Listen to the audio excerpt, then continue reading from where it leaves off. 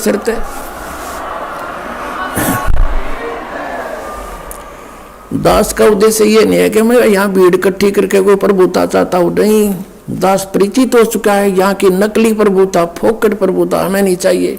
इंद्रदास राज कागदा बेस्टा, हमने तो सतलोक जाना है। आप जी के लिए दास को भेजा परमात्मा ने। ये परमात्मा का कुत्ता है, आपके लिए भौंक रहा है।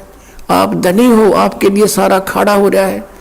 और कुत्ते के भौंकने से जो जाग जाता है, अपना धन बचा लेता है और फिर भी गफलत करता है, उसको बहुत धन हानि हो जाती है।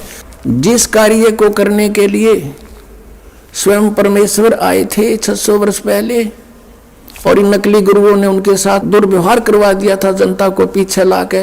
ये झूठा है, ये कपटी है, ये बदमाश है, ये हमारे देवताओं की निंदा करता है, कबीर इसको मारो मारो, जुल्म गुजारे थे परमात्मा के साथ। और वही स्टार्टिंग दास के साथ कर दी थी क्रोथा कांड करके। लेकिन आज जनता शिक्षित है, पहले सदग्रंथों से परिचित नहीं थे, उनका दाव लग गया था। लेकिन अब इनकी दाल गल नहीं सकी, वो पहले से कई गुना संगत बढ़ गई। और जितने भी दास के शिष्य थे, एक भी नहीं हिला वहां से, जट्टस से मस नहीं हुआ, क्योंकि ये सत्य से परिचित थे। तो पुण्यात्माओं, ये आज जो अमावस्या का दिन है, ये वो शुभ दिन है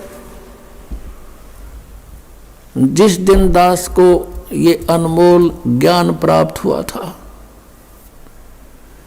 ये आपके लिए भी वरदान है और दास के लिए भी वरदान है। जिस कार्य को करने के लिए स्वयं परमेश्वर आए थे और वो सेवा इस दास को दे दी। हे पुण्यात्माओं, आप भी उस मालिक के बच्चे हो। सभी विश्व के जितने भी मानवधारी प्राणी हैं या अन्य योनियों में प्राणी है, आपके भाई बहन हैं। इस काल ने हमें डिवाइड कर दिया, हिंदू नारे बना दिए, मुसलमान अलग बना दिए, सिख ईसाई जानी जैनी नारे, लट्ठम लट्ठा। ये हमारी दुर्गति कर रहा है। ज्ञान को समझो और आपका कर्तव्य बनता है आपके निकटतम जो भी जिसने ज्ञान सुहाव है उसके सामने चर्चा जरूर करे। जिस काम को भगवान करना है और वो हमें दे दिया। अब जिस कार्य को बाप करता था और वो बच्चों से कहे कि बेटा अब तुम भी सहयोग दो, तो उन बच्चों का कर्तव्य बनता है अपने पिता के उस काम में सिरदर्द की बाजी ला कर सहयोग दें। तो अब आपने भी ये कोशिश करनी चाहिए दास का सहयोग दें।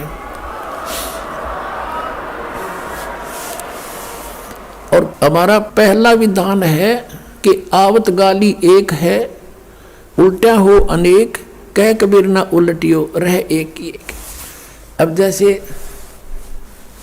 परमात्मा जहाँ पर भी जाते थे और गालियाँ देते थे, परमात्मा शांत खड़े रहते थे। कुछ देर वो बोल बाल लेते थे, अपनी महिमा सुनाना शुरू कर देते थे, फिर बैठकर ध्यान से सुनते थे, फिर आशीर्वाद लेते थे, उनको सुख होता था। लाखों की संख्या में परमात्मा के 64 लाख शेष हो गए थे। उसमें भारत की आबादी मुश्किल से 4 करोड़ होगी सन 1398 और 1518 के बीच में।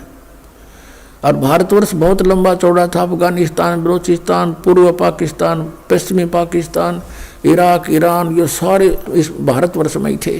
और उस समय 4 करोड़ आबादी होगी हिंदू और मुसलमानों की, और उस समय 64 लाख शेष हो जाना कोई बालकों का खेल नहीं है।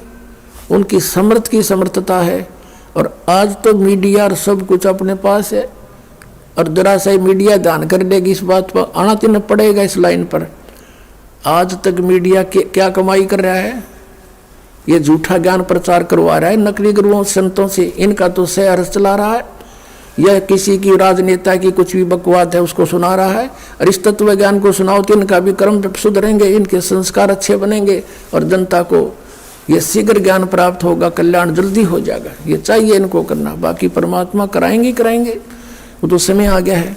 अब कहते हैं गुरु बिन माला फेरते, गुरु बिन देते दान, गुरु बिन दोनों निष्फल हैं, चाहे पूछो वेद पुराने। सतगुरु के उपदेश का लाया एक विचार, जय सतगुरु मिलते नहीं जाते नरक द्वारे। होय होय। अब देखो क्या बताते, इस दिन की कितनी महिमा बता रहे हैं परमात्मा। सतगुरु के उपदेश का, गुरु से उपदेश ज्ञान मिला और नाम मिला, इसका ईब लाया एक विचार। और जय सतगुरु मिलते नहीं हम जाते नरक द्वार। नरक द्वार में दूत सब फिर करते खेचा तान, उनसे कभू ना छूटते फिरते चारों खाने। ओए होए, चार खानी में भरमते और कभू ना लगते पार, सो फेरा सब मिट गया मेरे सतगुरु के उपकार। ओए होए, आपको एक झलक दिखाता हूं, सतगुरु ना मिलने से जीव की कैसी दुर्गति होती है। फिर आपके आसानी तो समझ में आ जाएगी सचमुच ये दिन और ये नाम और ये ज्ञान कितना